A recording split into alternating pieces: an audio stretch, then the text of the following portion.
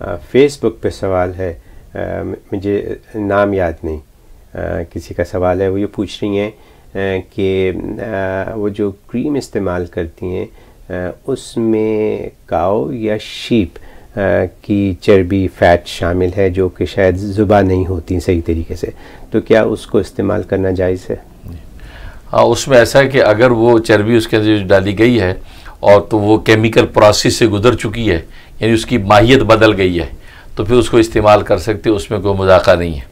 भाई ये देख लिया जाए, क्योंकि वो चर्बी साबुन में भी डलती है, लेकिन वो केमिकल प्रोसेस से गुजर के उसकी माहियत चेंज हो जाती है, तो फिर वो चीज़ जायज़ हो जाती है। सिर्फ खंजीर जो होता है, खंजीर का भी कोई भी जुज़ जो है वो माहियत बदलने से भी काम देता नहीं है, क्योंकि वो नजिस ऐन है। लेकिन यहाँ अगर माहियत बदल जाती है, और आमतौर पर बदल जाती माहियत उसकी, तो फिर वो केमिकल प्रोसेस गुजर चुकी होती है, तो उस सूरत में इस्तेमाल करने में मजाका नहीं है।